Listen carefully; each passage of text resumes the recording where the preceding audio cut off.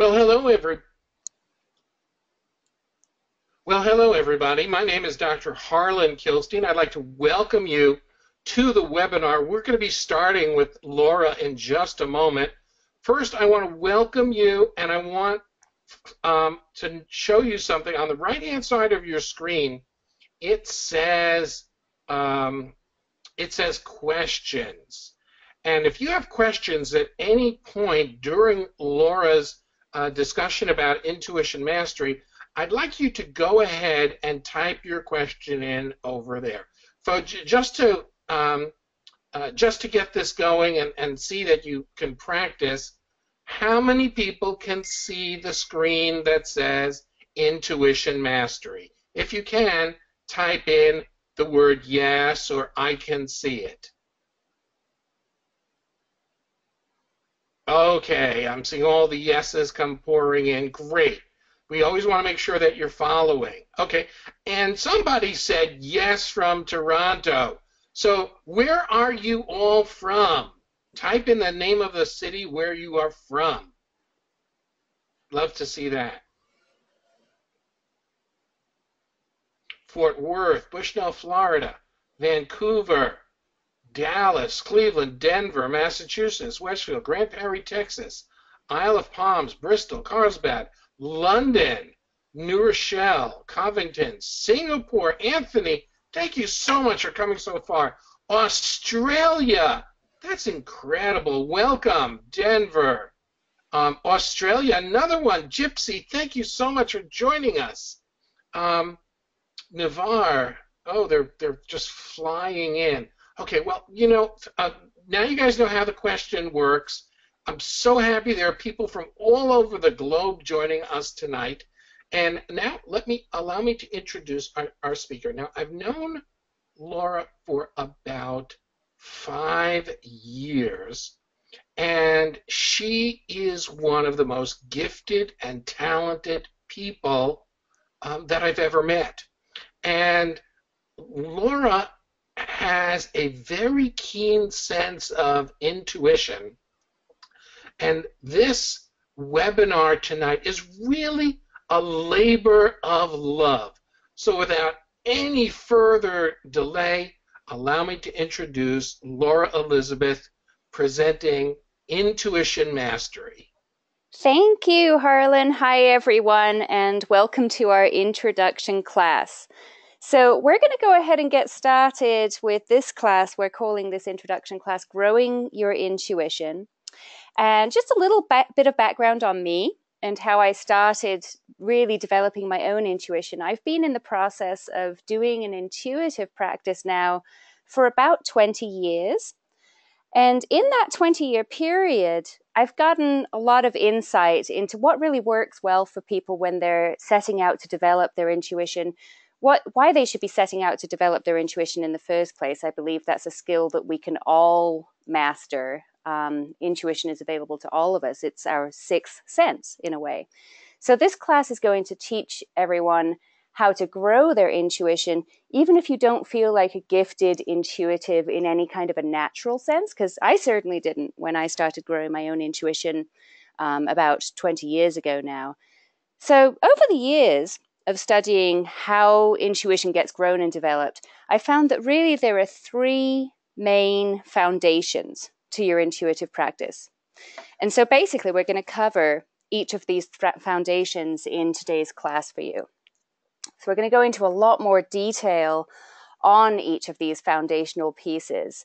And here, I'm just going to really quickly give you the brief synopsis of what's going on. The first foundation we're going to cover, I'm calling the channel. This is where we talk about how when you get an intuitive hit or an intuitive message, how does that message come in the first place? It comes in through the channel of your awareness.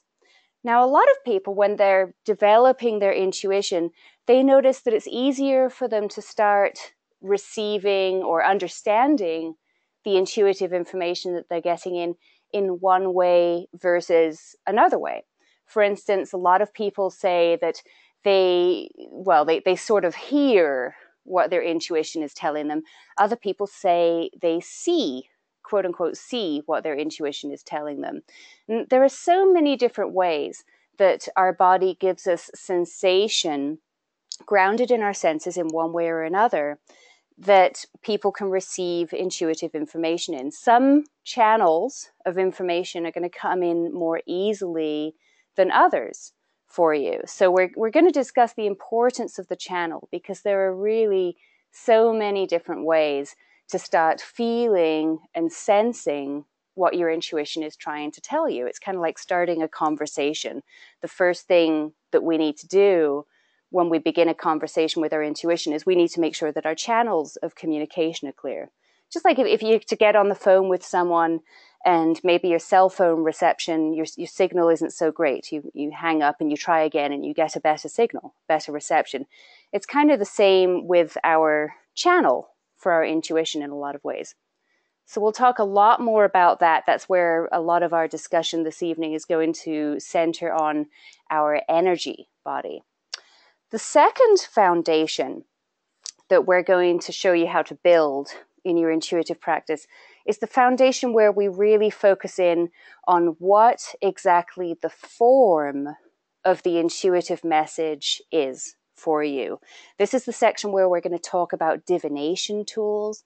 I'm going to spend a lot of time in this section of the class tonight talking about the tarot, which is my favorite divination tool. I don't want that to dissuade anyone or put anyone off. In fact, I think by the end of this section, you'll see why I like tarot so much and why I put such an emphasis on that divination system. But we'll discuss others as well.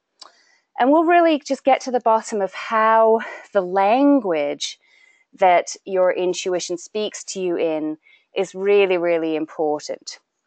Got to get the right message and the right language, and that's where that divination tool is going to come into our training. And then in the last section of our class tonight, we're going to talk about what to do with all of that information that you're learning to get in via your channel, via your divination tool. The right message comes in. Now what? Now what do we do with it? How do we interpret it? How do we work with that? So those are the three foundations that we're going to discuss in a lot more detail in this class.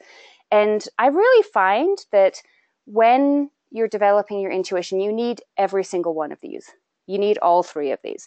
There are definitely examples in the world that a lot of us are very familiar with of people who have maybe developed one of these foundations or just happens to have a really amazing channel for their intuition to work through, or is really good at interpreting the messages via one tool or another, or is really good at knowing what to do with the information that comes in. And those are all strengths, and perhaps you'll find that you have one of those strengths over another, but you really need, in a lot of ways, all three of these to be turned on as foundations. So when I teach people how to build their intuition, develop their intuition, we make sure that we're building all three of these foundations. That's basically the overview of what's going on here.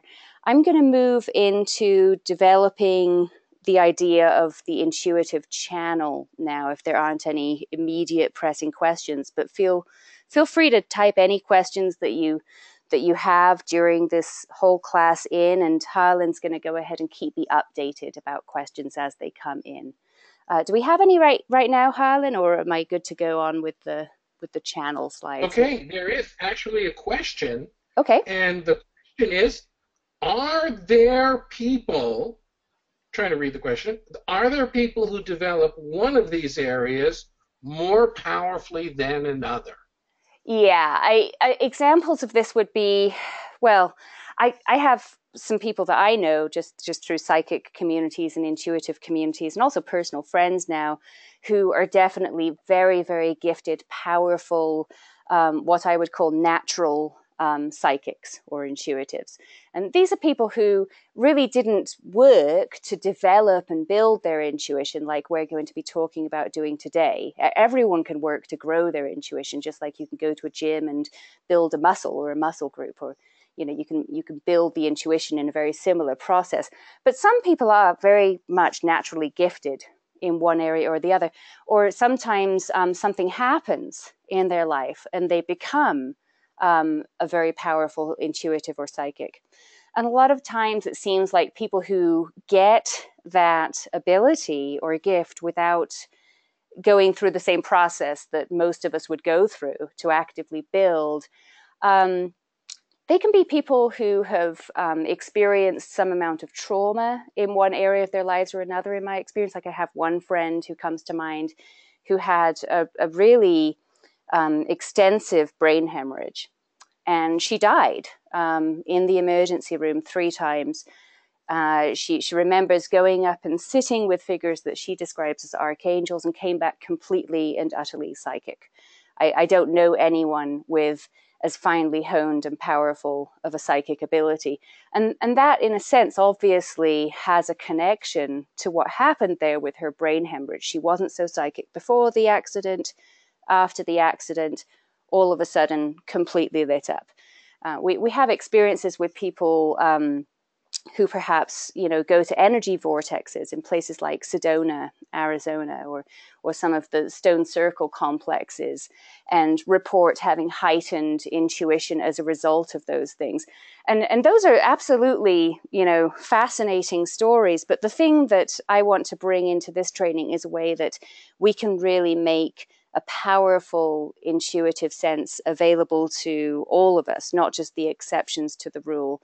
Now, usually if someone has an ability like that that's innate or natural, they're going to be very, very powerful in one of these 3 areas, sometimes all 3. But as you can imagine, the example of my friend who was in the accident, she didn't understand how to read tarot cards. She didn't understand the system of the tarot, but she still had a very powerful intuition. It came through anyway. It was almost like she didn't need that tool as much as the rest of us might want to use it to help us out. So that's kind of the short answer to that question. But there is a way to build your intuition, whether you have those abilities naturally or not. You do in some extent. So that's what we're going to look at next. Let's just go on to this next slide. This next slide is the first slide I have for you on the first foundation of intuition, the one that I called the channel. And what I mean by the channel is essentially the subtle energy body of the human system. Now, there's loads and loads of different amazing ancient healing systems from all over the planet where the subtle energy body is described and illustrated in different detail. The picture you've got on the screen right now, you probably see 7 glowing spots around the center line of this human's body. And the human is in a meditating form. He seems to be sitting in a lotus position. And these 7 spots, as many of you may already know, correspond to the 7 chakras of the human energy system.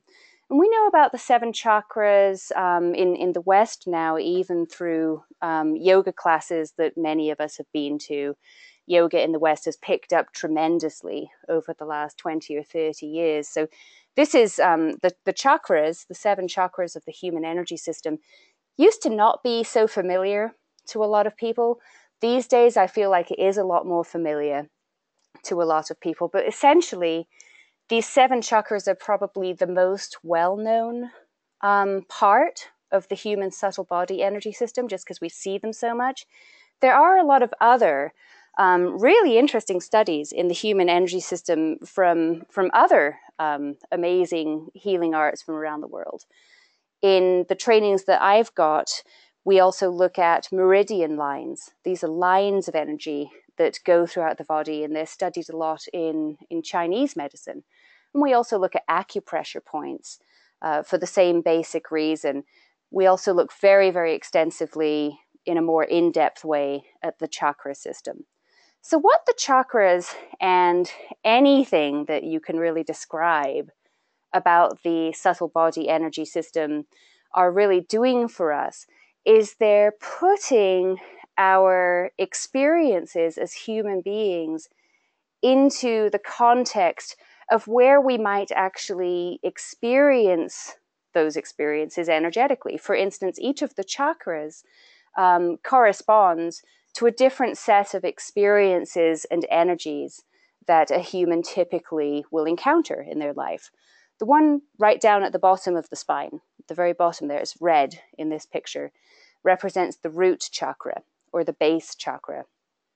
And usually, if someone has a meditation that they're doing on the root chakra and they're lighting up energy in that field, they're working on experiences that give them sensations of security and safety and grounding and centering in life, things like that, senses of belonging, all of the family and tribal belonging stuff that we have going on as human experience. That's all stuff that our root chakra is going to be a channel and a filter for our experience. We're going to feel those experiences, in a sense, in that root chakra area. The chakra right above it is very connected to our experience of the sense body and our enjoyment of life. The chakra right above that is sometimes called the solar plexus chakra, or the third chakra. And that chakra has a lot to do with our level of self-esteem and how we feel about ourselves, how we feel about our power. The chakra right above that is the heart chakra. That's the one that's green, and it's kind of right in the center of the body there. Experiences around joy and peace and love are some of the main experiences that fourth chakra houses for us. Sometimes that chakra is called the Anahata chakra. Then the throat chakra above that sits right around the neck. It's kind of a blue color in this picture.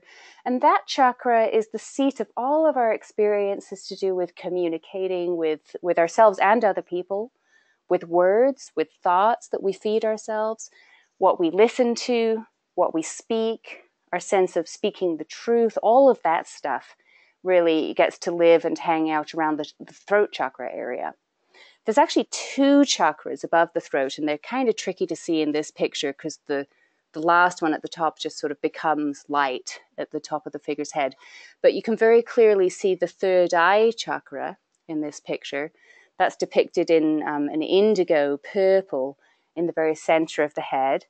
This chakra system is where most of our experiences to do with intuitive development actually reside, as far as where a lot of input can come in. This is also a center that helps us with our overall judgment calls, our decision making, discernment, and deep, deep listening. And then on top of that, the crown chakra really is said to open from the top of the human's head and connects us to source energy, the universe, spirit, something bigger than ourselves. A higher intelligence is said to be connected to us through our crown chakra, the 1,000-petaled lotus. So those are basically the 7 chakras. And as you can see, as I described them, you kind of get a sense that every experience that you can possibly have, in a way, as a human, inherently houses itself in that chakra system as energy. And energy is really what we're talking about as we discuss the channel of the energy body. We sense things through more than just our eyes and our ears and our nose and our 5 senses. We sense our experiences in different parts of our body. And so we all, in some way or another, usually have a sense of our energy bodies, even if it's just, you hear something very shocking, like a loud sound in your home in the morning, and maybe for a split second, you think something potentially dangerous might be happening, and then you realize it's just your dog knocking something over or something. But for that split second, what happens, right? They're basically, you're going to get maybe, loud noise happens in the house, and you feel a sensation perhaps in your stomach or your heart of some sort of contracting. Your energy body, in a sense, in that moment is saying, uh-oh, be careful, watch out, right? And we feel that as some sort of an energetic contraction. Everyone would describe it slightly differently from everyone else, but we all get that sense that our experiences are something that our body and our energy body does react to. So what Laura, we if I do, may yeah, interrupt, Laura, if I may interrupt, we're getting some great questions coming in. So I go just for it. wanted to Yeah. respond. Anne says, I just seem to sometimes know things. Sometimes I hear my inner voice. Sometimes I feel others' emotions or pain. It makes me very uncomfortable to be around groups of people. I ground and cleanse my home, but I have a hard time of being in the moment when I'm around others. I get overwhelmed. What can I do in the moment? I seem to forget breathing exercise. I wear a moonstone daily and I go for different stones. How can I protect myself from getting so caught up in the chaotic energies of others? That's a really, really good question. I'm going to kind of skip ahead to answer that question one slide, because I think Because she said if some you're of going to answer that, she's good with that. She'll listen. yeah, I think that what we're going to discuss on this slide I've just popped on the screen now is really going to be helpful. What it sounds like was it Anne? I'm sorry, Anne, right? That was Anne. Yeah, and it sounds like you're very, very perceptive to the energies of others, and I can speak to this personally. A lot of people that I'm seeing discussing intuition these days are calling people who are very, very sensitive to others' energies, like you, an empath, EMPATH, empath. And what that means is basically you are so good at sensing what is going on with others that it's difficult for you to, just kind of leave that alone and go on with your own life. It's hard to go on and not be affected by that. And this was something that I had to learn to deal with when I was originally just first starting out as an intuitive reader. I learned to use tarot cards as my first intuitive tool about 20 years ago. And a year or so after I learned, I finally got up the confidence and the courage to start reading for other people. But what you're describing would happen to me. And after a few dozen or so attempts at reading for other people in my early 20s, I just decided to stop because it was really just too much for me to handle. A lot of the suggestions that you said you were trying, I was trying too. I got to the point where I had to essentially just go and turn around after doing an intuitive reading for someone else and go and get a series of body work and energy work done on me, to let go of all of this energy that I had seemed to have picked up from the people that I was reading from. What we do in the intuition trainings that I've put together is we get your energy channel strong enough that the channel can handle a lot more information coming in. And we're also going to teach you how to very gently close channels, just slightly. Sometimes that can be very helpful if you're an empath and you're just getting a lot in, because you want to be able to handle that flow of energy, especially from people in your surroundings. So we're going to talk a lot more about that, but the types of energy work that you see displayed on this slide are my very short answers to your question. There are different types of energy work that you can do. And a lot of the time, what I find happens when people get to the point where they're somewhat overwhelmed by the information that can come in through their energy bodies channels, what I find sometimes happens is they've been doing a lot of energy work, but it's all activations and empowerments. And there's two other types of energy work here that are really important. The stuff you see at the bottom of this slide about dissolving blocks and letting go of toxic energy and what we call energy hooks. I'll talk about that a bit more in the course at length. But the activations and empowerments are really only half of the energy work practices and why we do them. The other half definitely has to do with handling the energy that you get in. And you might not want to do too many activations or empowerments for a certain energy center. It might be too much, just like you might not want to drink 6 cups of coffee. You might just want to have 1 or 2. 6 might be too much. So that's kind of my short answer to that question, if that makes sense. Does that work for you, Harlan? Is that pretty? I don't know if she asked anything in there that I didn't cover. No. That's good. Let's keep Okay. going. All right. I'm actually just really briefly going to go back to this slide that I skipped over, because what I've got on this slide is the image on the left. You can probably tell is just sort of giving you another look at those 7 basic chakras of the human energy field. The image on the right is something that I've done with one of those chakras. The image on the right is actually sort of a blown up, more in-depth look at the heart chakra, the green chakra that sits in the middle of the chest area that we were talking about. Now, if you've got really good eyesight, I'm not sure how well this is showing up for people, you might be able to see some labels that I've got on different points in the diagram on the right-hand side. And those labels, they're words like love and peace and purpose and meaning is in there, and some other ones if you can't read them. These are what I call vibrations. Vibrations are basically how experience comes in and gets experienced by that chakra field. So the vibration of joy kind of resides and has a relationship and a back and forth of energy with the overall heart chakra field.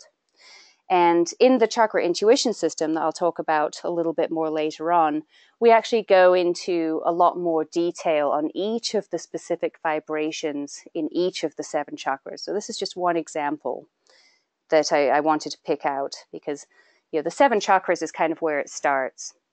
And then on this next slide, this is some other example of energy work that we take into empowerment and balancing and letting go. We integrate affirmations into our energy work sessions a lot of the time. And the reason we do that is because when we put a vibration that we would like to balance in some way or empower into some affirmative words for ourselves, it gets that much more powerful again. Because when we hear word, even if we're only hearing sounds and words inside our own head, like we're basically imagining them in the same way we would sing a song to ourselves quietly inside our own head, they're still going to have a vibrational effect on us. If they're out loud, then the vibrational effect is sometimes a lot greater. But even if we're just saying to ourselves inside our head things like, I speak from my heart, that's going to have an effect on the vibration, in this case, for example, of our throat chakra. So we can work with things like affirmations. And then back on the slide here, I think I kind of glossed over the image on the left-hand side too. Another thing that we integrate into these energy work sessions in my classes are mudras. You might be able to see on the slide here on the left-hand side, I'm holding my hands there in a very specific shape.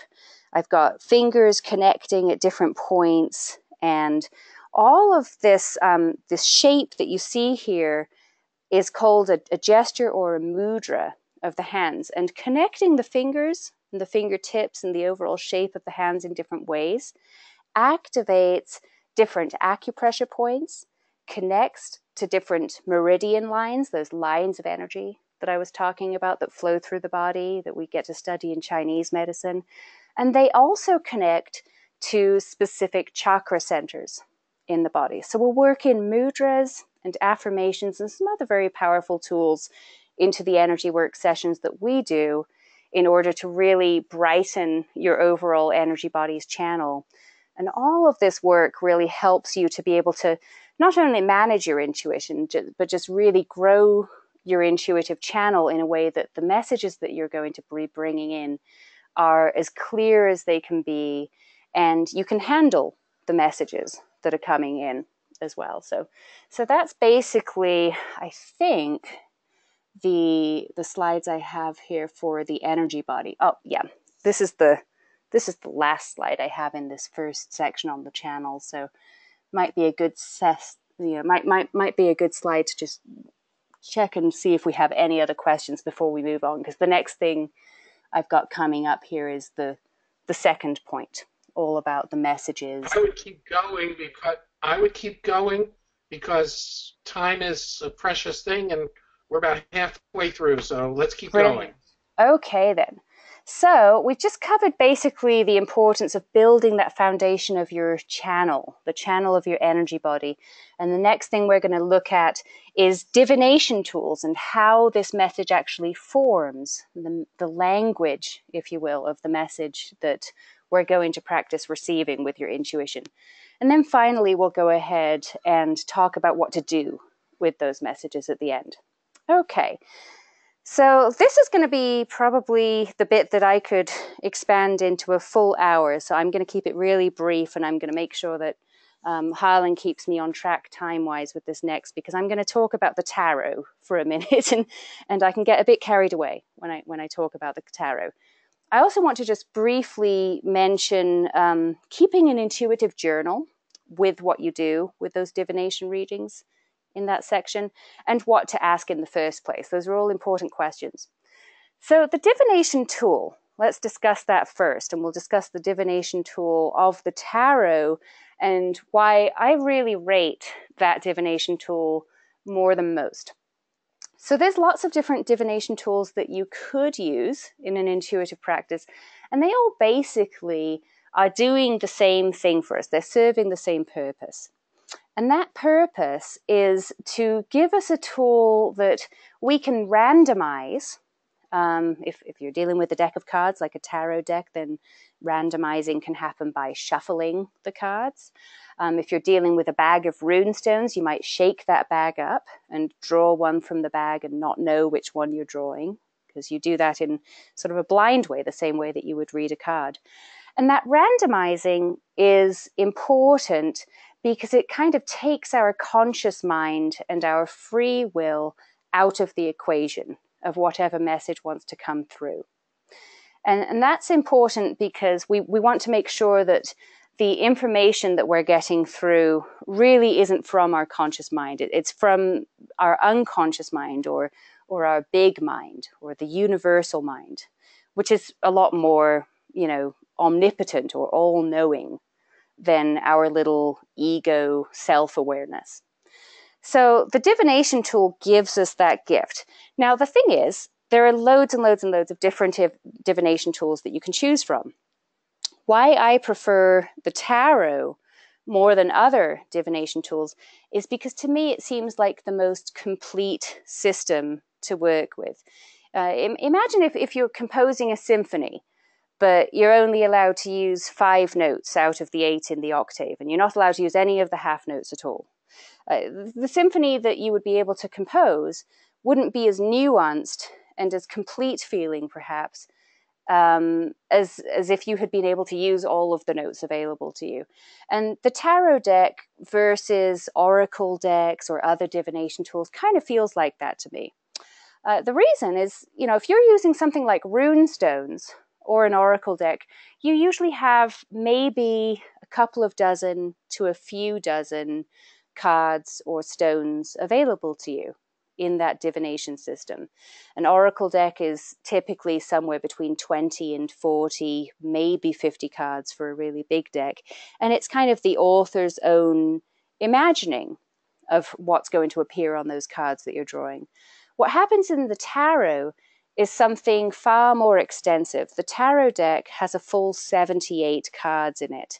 And those 78 cards essentially give you a depiction of every single experience that a human being can have.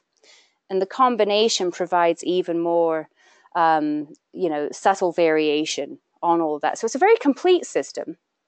The other reason that I really like the tarot is because once you've learned to use a classical tarot deck of 78 cards, not only can you pick up any tarot deck in the world and learn to read with any of them almost instantly if you've learned the original system, but that gives you a whole set of preferences that you can draw on. There are hundreds and hundreds and hundreds, if not thousands, of tarot decks in print, and they all look and feel different from each other. So you can really get drawn to a deck that resonates with you, or you could collect a series of decks like I do. I've got dozens of them, and when I'm doing an intuitive reading, I just pick up whatever deck I feel like reading with. It's still the same 78 cards that are going to be illustrated in any single one of those decks, but they feel a little bit differently. The beautiful thing about the 78 cards of the tarot, though, is that they're very, very easily taught because there's a lot of patterns and groups within those 78 cards. So when I teach tarot, a lot of the time people think, oh, well, there's probably a lot of memorization involved and there's 78 of them. That sounds way too complicated.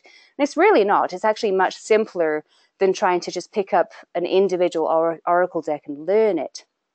When you've learned the tarot, you've learned a series of patterns, and you learn them pretty easily because they're really drawing on patterns that we've seen in our own lives, experiences that we've had. So when you start seeing these patterns in the tarot, it's a lot more like remembering and making sense of grouping experiences into patterns. It doesn't really feel like memorization at all, the way you actually go about learning the tarot. So I love it for those reasons, and it feels like a very, very complete system of divination to use for that reason.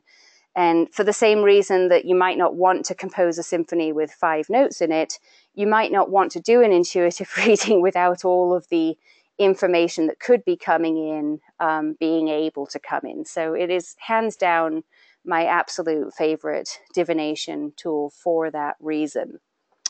Now, I'm going to go ahead and talk a little bit more about this idea of journaling as part of your intuitive practice. So if you're going about your intuitive practice the way that I really look at doing an intuitive practice, you're going to want to develop a little bit every day. Just like if you developed a muscle in your body at the gym, let's go back to that analogy for a minute because it's a really good one here. If you're developing a muscle in the gym or you're developing your intuition, you want to do a little bit of work every day, right? You don't want to exhaust yourself, overwhelm yourself. You want to be able to handle all of the information that's coming in energetically, like we were talking about with Anne's question earlier. And we want to do a little bit of every day because we're going to deepen our understanding in this very simple way. So the idea of keeping a journal goes hand in hand with the idea of doing a small intuitive exercise or so for yourself daily when you're building up your intuition. And you're just basically going to jot down some notes about what information you think you got through in that intuitive exercise in your journal. What you'll be able to do with this later on is you'll be able to go back to it a day or so later or a week or so later, and you'll be able to make sense of your readings in a way that you probably wouldn't have been able to make sense of when you first did them. Like, for instance, if you get into the practice of doing a little bit of intuitive work with yourself every morning, by the time the evening rolls around, you're going to have some big insights into the cards you drew in the morning and what ended up actually rolling out in your day. So the insights you can get through journaling really helps you develop an understanding of what your intuition is trying to tell you and trying to communicate to you. What I'm actually making appear on the screen right now are some of the major topics that I really see people having a lot of luck with when they start journaling. These are topics that you can absolutely start doing intuitive readings for pretty quickly when you learn how. And the journaling of this is going to give you a lot of perspective. So I work in journaling exercises into my intuitive development courses because there's just no better way really than personal experience to gain that depth of knowledge. And you'll get insights that really are going to help you realize things like what kind of messages your intuition does give you, and then again how your intuition doesn't seem to speak to you. And you know, by doing this journaling exercise, you get better at the interpretation of all of that as well. Do we want to go ahead and have a look and see if there's any questions here before I go on to the last part of the message screen here? Absolutely. We have a question here from Gina. She'd asked it much earlier, and that is, she wants to know if there's a connection between intuition and Reiki healing, and if so, what is the connection? That is absolutely a connection that I could spend hours talking to you about. We go into a lot of that connection in the Chakra Intuition System course that I put together. The connection here is really to do with actually the slide I have on the screen, conveniently enough, which is all about what to ask in the first place. Using the energy system of the human and some of the vibrations that key in to those chakras is a really good jumping off point to explore what you should be asking your intuition in the first place. So what you can do is you can really work with a practice like Reiki, which is an energy work practice, and the information that you would get through an intuitive reading that gives you information about the energy body. You know, you find out what the energy body might be needing more of or needing to be brought into balance. And then you're often running with your Reiki practice as something that you can offer the client or whoever you're reading for as something to do with that information. We'll get a lot more into something to do in a minute when we talk about interpretation as well. But exactly, that's why the human energy body is such a big focus for me. So what to ask? I actually put a lot of focus on the questions that you ask your intuition in the first place, because I think that if we're careful enough, we can ask questions that lead our lives to greater results, that lead us to improvement in areas of our lives that perhaps our energy body already has messages for us about. You know, all of our experiences are in one way or another stored in our energy body. And the other tool that becomes more and more apparent to use when you're formulating questions to look at with your intuition is the tool of the tarot or the divinatory. I just made up a word, I think. Divinatory. The system that you're using, if you're journaling, you're going to start seeing some things come up over and over again. Perhaps you start drawing a certain card over and over and over again.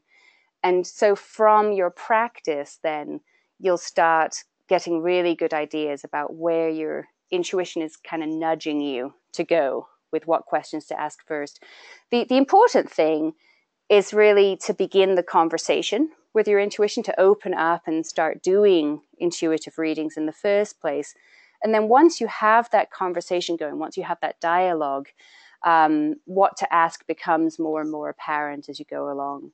But basically, touring through the human energy system will give you a lot of good input on what to ask in your intuitive practice for sure. Okay, we're going to move on to the third part of the class today, because I think we're just about at the time I wanted to get to the third part here. So the third part is where we talk about the value of actually doing the readings, doing the practice, rather than clearing the energy channels, the tools that you're learning, and the divination tools that you're learning.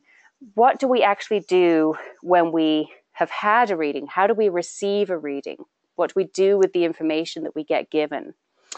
Well, receiving a reading can feel very subjective at first. And the main recommendation that I have for people when they're receiving readings, even if you're just starting to do readings for yourself, this is still important, is to receive everything that you get in a reading with love.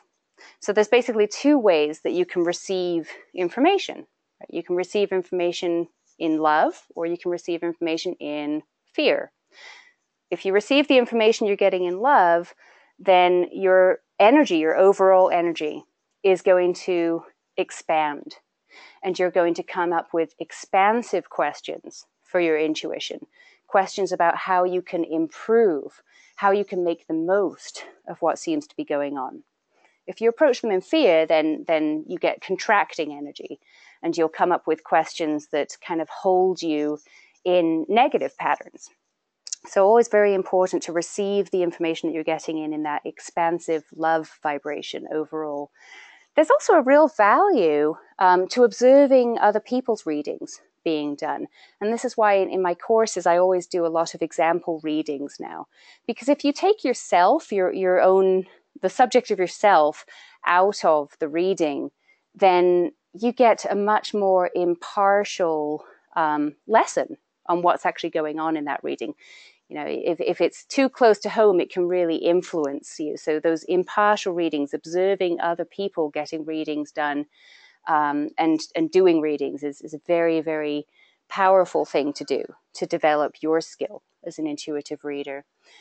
And finally, over on the right-hand side of this screen, we've got a question already there. So I'm just going to go ahead and answer that one for us, because it's usually the question that comes in around this time. And the question is, when do you know when you're ready to do intuitive readings for others? And a large part of that is really your own confidence level. But I would say the experience that you get from working on yourself, giving yourself an intuitive tour of the information that your own energy body has there for you to look at, and going through example readings are all going to be very, very useful for you in making you feel prepared and equipped to do readings for others. And again, that impartiality comes in big times. And when you're doing readings for other people, we go right back to that same concept of when you're receiving a reading, receive it in love, receive it in expansion. When you're giving a reading to other people, you want to be very mindful of the same idea, to give a loving, expansive reading with positive intention is really what we're after there. So those are some of the things that come through in the interpretation.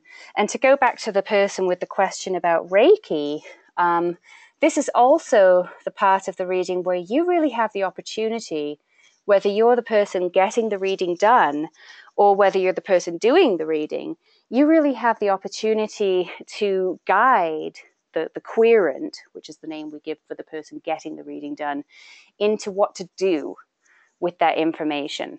And energy work and affirmations are wonderful, very empowering tools to have at your fingertips to let people know what they can do about the information that they're being given. And in this way, your intuition kind of becomes your partner rather than this kind of scary thing that sort of maybe tells us things we might or might not want to know. If you're approaching reading in this way and you're building your intuition in this way, it is going to do you nothing but good at the end of the day. So that's basically, in a nutshell, how we work through those three foundations of building your intuition. And really quickly, I'm able to kind of take slides and close up the presentation here. And then we've got some information on a course where we're about to invite you guys onto as well. But these are basically applications in life that I've found that your intuition becomes useful for every single day. If you have some insight into what's going on a deeper level of your life, your communication with others is going to change. The decisions you make in life are going to change for the better. Your creativity and your ability to think outside the box is going to be enhanced. You're going to know how and where to heal, whether that's your energy body or something else you've picked up on. And really what ends up happening in this process is your daily intuitive practice guides you, kind of takes you by the hand like a friend and leads you forward in your life. So you end up manifesting. And more than being able to manifest, you end up, with the help of your intuition, being guided into a real knowledge of what you want to manifest in the first place. Like a lot of people, before they develop their intuition, will tell me things like, oh, I have no idea what to do. I'm lost. I don't really have any direction in my life anymore. I don't know where to start. Well, your intuition, building your intuition is where to start. And that's really half the battle. You know, manifesting your dream life is brilliant as long as you know what you're after in the first place. And your intuition can help you with all of that. So that's basically the three foundations of building your intuition in a nutshell. And it might be a good chance to just take some questions really briefly before we go into what we have available for you guys if you'd like to enroll in our full course today. Do we have any other questions coming in at this point? No, there are no other questions. Okay, cool. Well, basically, the Intuition Mastery course that we've put together here today is usually going to be available for $497. The Intuition Mastery course that we've put together is an 18-week course series. We're going to be starting it later this month, and it's going to guide you through not only accessing the energies and the vibrations that we're going to show you how to tap into and receive intuitive information via, but it will also show you how to bring through the intuitive readings that will guide you through in the 18 weeks. And we'll move from simple intuitive readings to advanced intuitive readings. And then we'll have a whole section of this 18-week course where we're going to practice these intuitive readings. So we'll get the energy work part of it done to activate and kind of turn on your intuition in the first place. And then we'll get a lot of actual actual on-the-ground training and example readings going for you too in that 18-week course. I'll show you the synopsis of the course in a minute, but the reason we're discounting it today from $497 is you guys, if you sign up today, we're only going to be able to take 50 sign-ups this week, because the first 50 to sign up are going to be able to go through the course live with us over the next 18 weeks. And what that means essentially is we'll be putting out a video class for you every week. And then at the end of that week, after the folks in the course have had time to digest the course and go through it, we'll hold a webinar where you guys are going to get to fire back some questions and do some of those example readings with us. So it's very interactive. And that's actually a benefit for me. You guys are actually helping me in that way by being the first students into the course to build the course. So instead of $497, we're going to get this in your hands if you're one of the first 50 to sign up this week for just $97. And the other thing that I'm going to go ahead and throw in this week is we're doing 3 bonus courses. And you're going to get instant access to these bonus courses when you sign up today, because I just think they're really helpful to have all of these courses in your collection. I've got a full course on learning to read the tarot. So whether you want to use that as your divination tool of choice or not for intuition mastery, you can certainly learn to use the tarot, and that course is there for you with lifetime access when you sign up today. Chakra Life System is a bonus course where we teach you a series of 12 energy activations. There's some in there for the chakra system and some in there for some elemental energies that we get more into in that course. It's all very good foundational stuff that you'll probably find really useful as you go through the Intuition Mastery course anyway. Chakra Intuition System is a little bit more advanced, but it's definitely going to come in handy to have the course there available to you too, especially later on in that 18-week set. Now, I think that we've got the link that you see at the bottom of this page, and I think there's a chat box that you can pop that link into as a hot link, Harlan, if people can find the chat box. I'm going to go on to a different slide here. Oh, there's the link all by itself for anyone who wants to type it in. I think we're also going to have it coming up in a chat box hot link to you as well. Just to make sure that it's correct, could someone test it and tell us, does that link in fact work? That sounds good. And I'm just going to read it off just in case, because it might be a bit small for some people on the screen as well. It's simply www.lauraelisebeth.com. That's myname.com. LauraElisebeth.com. And then /intuition-mastery-sign up. And sign up is all one word. LauraElisebeth.com /intuition-mastery-sign up is where you want to go to grab all of those courses and the Intuition Mastery course discounted from $497 to just $97 today. Now, Anthony would like to know what time are the webinars, what kind of time are the webinars going to be in Eastern time? So first of all, even before Laura answers that, everything is recorded and you will have access to everything. Absolutely. What I'm actually finding is the easiest way to run that second webinar with the questions and answers every week, because we generally have students from all over the world. As you may have seen when we first logged on here, we had a few people from Australia. That's very typical for my student body. We had a few people over in Europe, some in Asia. So what I try to do is I try to give you all between 4 and 6 days between giving you the class for the week, which is going to be a recorded video class, and when I do that Q&A webinar. And all I'm really going to need you to do, if the time doesn't end up working for you. Now, it's very, very likely, by the way, if you're on East Coast time, that the webinars will end up being around this time in the evening. I'm here in Arizona, so this is a good evening time for me to record.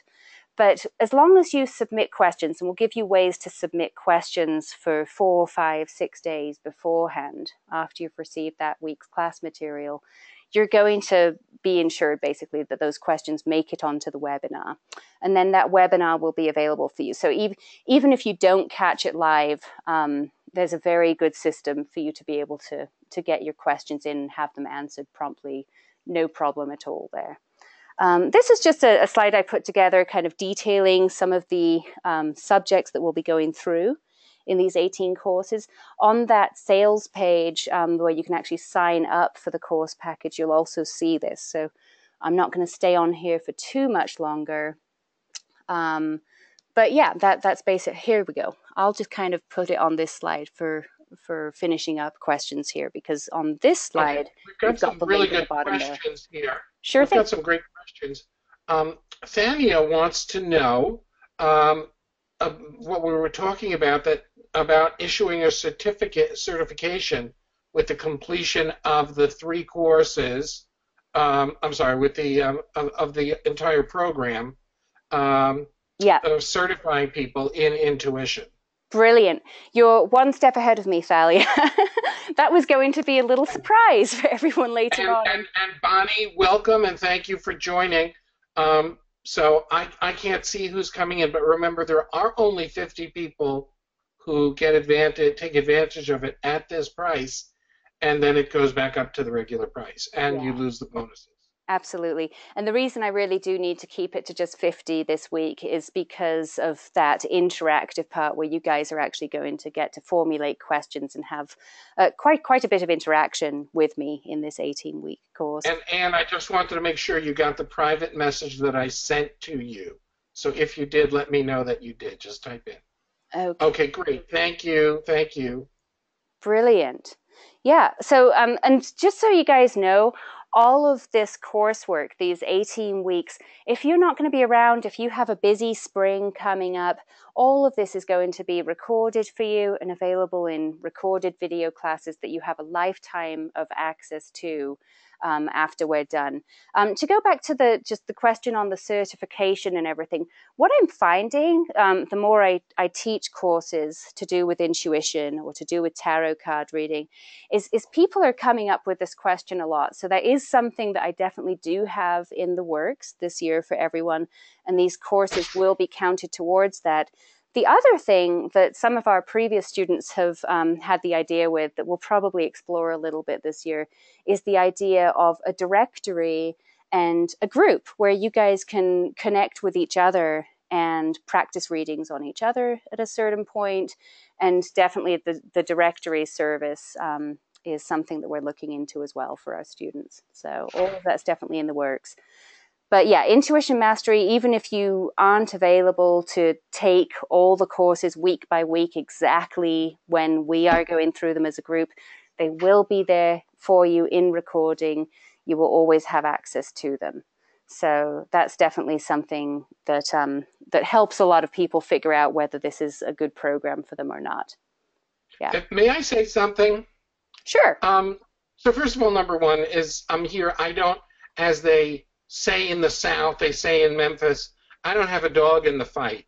I've been Laura's friend, as I introduced, for a number of years, and I have purchased Laura's courses. And when I came into the tarot system, I knew virtually nothing about the tarot.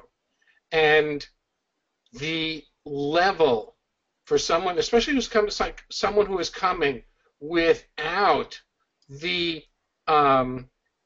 without any background. Um, just outstanding. Just outstanding. And if you go through it, you will have an in-depth knowledge. And what you will discover is that when you start doing readings for yourself, you'll just shudder with how accurate this system is. It's just amazing at how accurate this is. Mm, So yeah. Jeffrey asks a question, will you send us tarot cards? Um, Actually, you can pick them up pretty much on Amazon, and there are two types of cards. One is tarot cards, and the other one is wisdom cards. You want to make sure that you are using a tarot deck. And the Absolutely. most traditional tarot deck is known as what, Laura? Well, there's several traditional ones, and actually, I should probably give some recommendations for some of my favorites.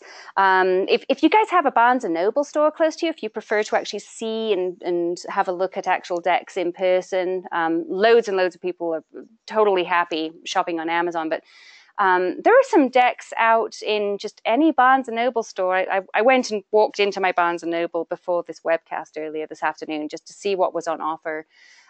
There is an absolutely stunning pen and ink deck, which is on most shelves right now, called the Shadowscapes Tarot.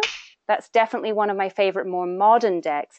As far as traditional decks go, the one that you've been seeing most of the images for in this webcast is actually called the Rider-Waite deck, or the Rider-Waite-Smith deck. It was a deck that was originally published in 1910.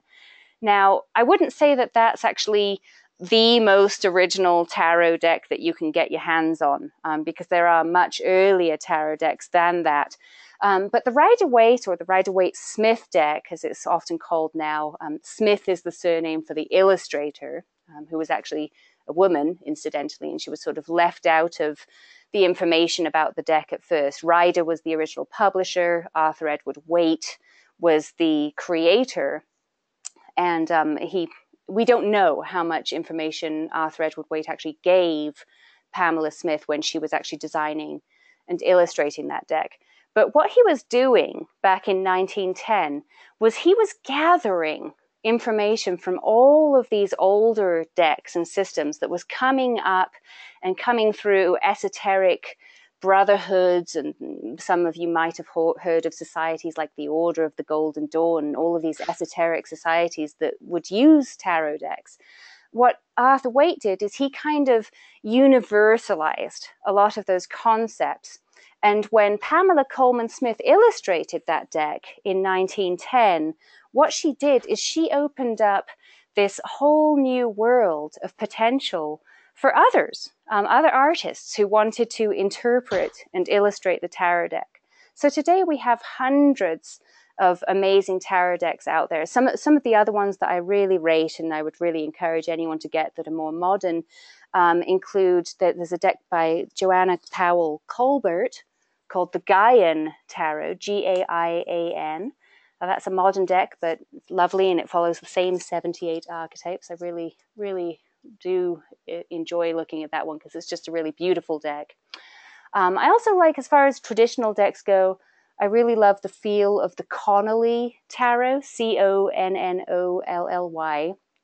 That's a deck that's inspired by European stained glass illustrations, and all of the illustrations have these very bright colors in them, but look very classical at the same time.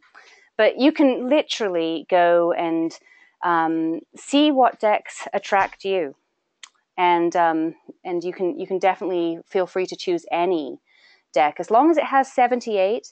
If you're looking at some tarot decks, like there's one out there by the Osho people, the Osho Zen Tarot, and all of the illustrations in that tarot deck have a very Zen flavor to them.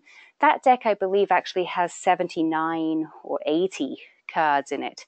It's got the same classical 78 that I really need it to have, and it's got a couple of extras. That's fine. If you find a tarot deck that you like and it's got 79 or 80 cards in it, what that means is it's got the traditional 78, and then that deck's creator just chose to add a few more. And that works pretty well. As long as you don't have less than 78, you're going to be in pretty good shape for that.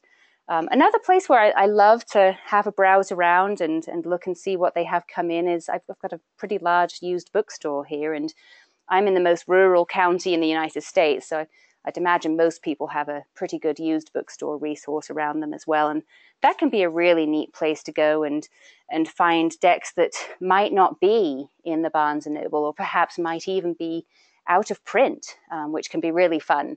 If you get into collecting tarot decks, I've come up with a few out of print decks through my local used bookstore as well. So I didn't opt to send every student the same deck, because I really want you guys to pick up a deck that really speaks to you. And they're pretty universally available these days.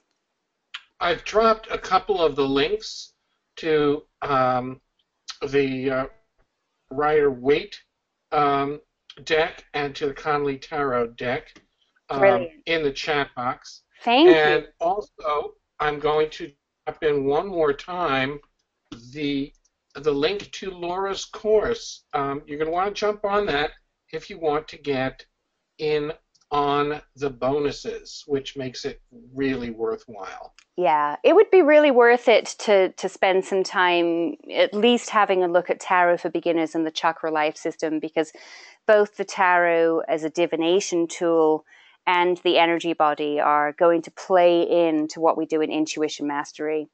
If you get to the point where you don't have time to go through the bonus courses, they're not required in any sort of a sense where we're making them prerequisites or anything.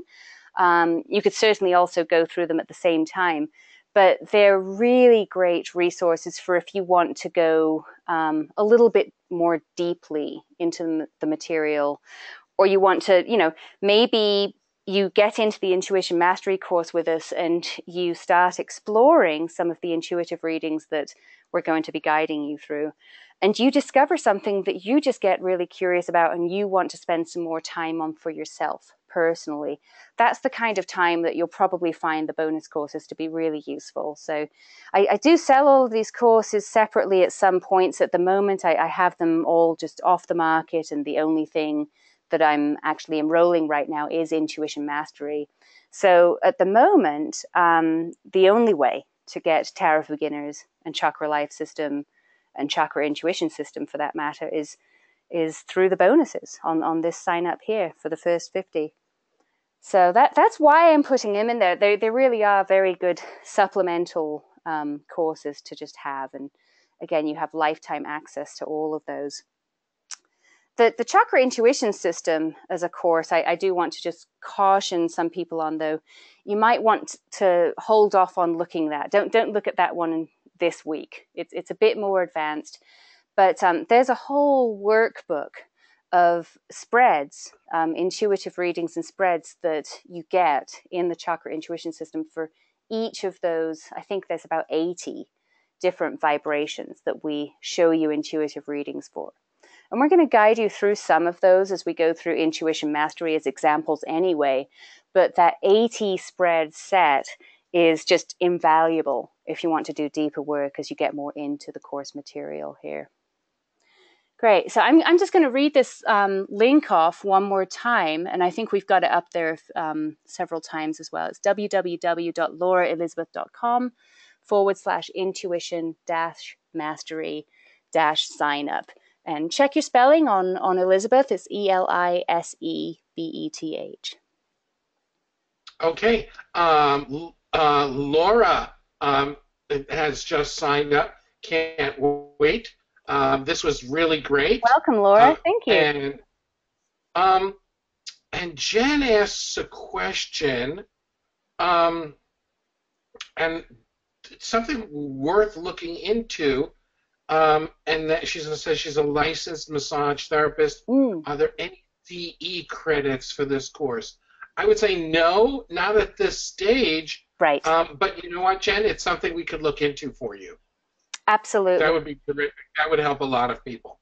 Yeah, for sure. What I find with Intuition Mastery is it is such a great complement for folks like body workers, massage therapists, Reiki practitioners, yoga teachers even, to add to their repertoire of services. I know how it is when you're in a field like that. You have this innate curiosity about a field like that. If you're involved in a field such as massage therapy or yoga or Reiki, you obviously have a passion for that field. And also there are massage therapists. The combination of intuition and massage therapist just makes you a better therapist, because sometimes someone will come to you with a presenting problem, but it doesn't show up physiologically. It doesn't show up in their anatomy. But when you have a powerful intuition, you'll automatically know where to go. Because Jen, as a massage therapist, that the body can be funny sometimes. I don't mean funny, haha, but that the area that the person thinks that the problem is may not exactly be the problem.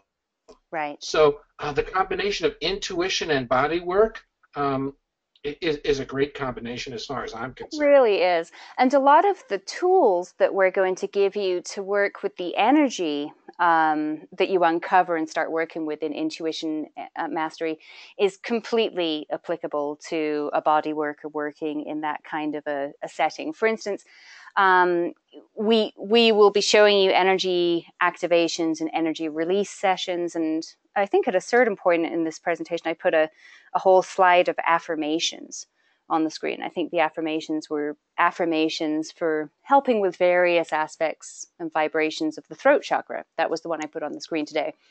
But imagine the benefit to someone who comes in with a sore neck or a sore shoulder in actually being able to, as you're working on them with your hands and you're checking in with their energy, being able to pinpoint to a greater degree which of those. I think there's about 16 different vibrations that are in that overview reading that we have for the throat chakra alone. Which of those 16 is really giving them the issues? And how do you work with them? Well, when you pinpoint that through bringing in your intuitive work while you're working on their body, you can then give them something else to do other than just sit there and enjoy and hope that their muscles relax while you're working on them. You can perhaps give them some of those affirmations to start doing, or you can show them a shape that they can hold with their hands. You can also kind of direct their breathing in certain ways. And all of these are going to be tools that we'll be showing you and you'll have as resources to draw on via the material in this course. So there's a lot in here that you can actually take directly into practices like that. And I certainly wouldn't have a problem with anyone who, if you've got a massage therapy license or you're a registered yoga teacher, as far as I'm concerned, you've probably already done trainings in order to keep people safe in their physical body. And, a lot of that is really going to give me a lot of confidence when I say, yeah, absolutely, take those affirmations and you'll be able to work them into your practice. This is a deep enough course that I feel pretty confident about that. Okay, so Jillian asks, will you be teaching the course based on the rider weight deck? Well, yes and no. I'll tell you a few different reasons why yes and no is the answer there. This course isn't going to be completely based on the tarot. We're going to be basing this course more on guiding you through the process of doing intuitive readings. But I'm going to keep all of the examples of those readings that I give you to examples where I'm using tarot decks. What you're actually going to see from me each week when I do those example readings in this course is I'll be showing you actual images that I've taken photographs of spreads that I've laid out in my own home. And I've got dozens and dozens of different decks here that I'll be using as examples. The reason why I like to use different decks... Hold on. Hang on, he's laughing his head off. What's happening? Anthony just purchased and he's in, and he wants everybody to know that the Chakra Life system alone is worth signing up for. Thank you. I really appreciate that, Anthony. Thank you very much for the endorsement there. Yeah, so I use all sorts of different decks that I'll be giving you examples of. But what all of those decks have in common, if you ask me, well, no, I won't say all of them. I'll say most of them have in common is that in one way or the other, either the visuals or the themes being represented in the 78 images of that particular tarot deck are going to be based somewhat on that Rider-Waite deck. The Rider-Waite Smith deck was actually the first deck that I used to learn to read the tarot. And if you go into Tarot for Beginners, you'll see it used quite heavily in that course. But again, in Tarot for Beginners, I also give you example of other decks, other images. So they're all based pretty much on that deck just because it was such a foundational deck. But we actually had such a, well, a lot of people actually who study tarot call it a tarot renaissance that happened in the 1980s and 1990s with hundreds and hundreds and hundreds of decks coming on. May I interrupt? May Yeah, I interrupt you? sure. Okay, Kathy, and I don't know if this applies to anyone else. Kathy, it's my experience that if it applies to one person, it probably applies to another. Yep. She can't access the link. Would you shoot me an email and I'll take care of it for you? My email address is otcpublishing, otcpublishing@gmail.com. You can email me or anybody who's listening to the replay of this if you have a difficulty or any individual concern whatsoever. You can email me at otcpublishing. I've put it in the chat box at gmail.com, and I will get those over to Laura, and we will take care of it. Whatever it is, you can email me at that address, and we will take care of it. I'm really sorry, Kathy. It's possible that you're on the phone and you can't get the link. I understand. So shoot me an email to otcpublishing@gmail.com, and we'll take extra special care of you. Just let me know what you need, and we'll take care of it. Back to you, Thanks so Laura. much. Brilliant. Yeah. Okay, so yeah, I mean, you can use whatever deck you want. I did originally learn with the Rider-Waite Smith deck, and I do use that a lot to introduce the tarot in Tarot for Beginners. You'll probably see it pop up from time to time, but I also want to show you the Zen tarot decks and the Inner Child tarot decks, and to really give you a feel for how much you can really personalize your intuitive practice once you have the foundations of what you're doing taken care of. So you'll see lots and lots of different examples of different decks in this course for sure. Okay. Are there any last questions? Any last questions? Just a whole bunch of people are so excited to be in. Is this course for someone who has not any results getting intuitive answers, not connecting to angels? Can a person have too much density, blockages, etc.? And I'm going to answer that one, and the answer is no. It's just that there are some paths that work better than others, and I have to tell you that the tarot, if you'll do that, and the chakras, chances are that if you're not getting answers, there's probably a blockage somewhere along the way. Or you're asking the questions in a wrong way as well. Well, that could also be what's going on if you're having an issue getting an answer in. With regard to energy blockages, that's actually a really good point, and I wanted to talk a little bit more about that if I got a chance. So I've got a chance, and I'll go ahead and do that. Energy blockages are something that we all have to a certain degree, and the other thing that we will have in one degree or another are energy disconnects. They're very, very similar, and both of them will prevent a healthy, balanced flow of energy in some way to some vibration. It's kind of like in your energy body and in terms of what information you can actually process and access for your intuitive development. It's kind of like if you have a deficiency in a vitamin or a mineral in your physical body, you'll end up with symptoms where that deficiency expresses, right? Like, if you were a sailor on a ship in the 1600s and you didn't have enough vitamin C in your diet, you'd get scurvy, right? That's because of a deficiency. Well, in a similar way, you'll have issues that come up because of deficiencies in the information you're getting through energetically. And another really good analogy there would be, If again, that radio station is crackly and you can't receive the information in a clear way because you can't hear it because you've got some static on the line, right? Those are all really good analogies for how to think through energy blockages. And what this course does, in part because it has to, because we all have these, is it's going to pinpoint where you have those blockages, where you have those disconnects, how you can actually build them, just like you would start supplementing a mineral or a vitamin that you're deficient in back into your diet. You can build energy practices and activations into your energetic diet, into your intuitive diet, so that static on the line can clear. So hopefully that helps. But we all definitely have them, and we definitely do address them in some detail in intuition mastery. Okay, if you guys have learned something tonight, would you type in "I learned something"?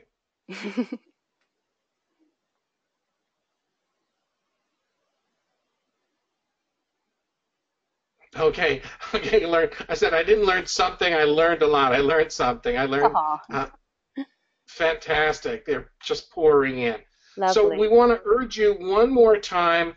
We're going to put the link one final time, but if you need me, email me. I've given out that email address, OTC Publishing. It's in the chat box. Click the link to get in on this and be one of the 50 because Lovely. it won't be available. And the I learned somethings are still coming in. So Great. thank you, Laura. Thank you all for Thank giving up you. your time and being on here. And as a matter of fact, if you want to review any of this, we will make the replay available to you. Okay, everybody, take care and go on and put your skills to a good use, helping other people, helping change the planet, make it a bigger, better place for everyone. Take Wonderful. care, Thanks so much everybody. for joining us tonight, guys. Thanks for joining us. We'll talk to you soon. Bye-bye. Bye.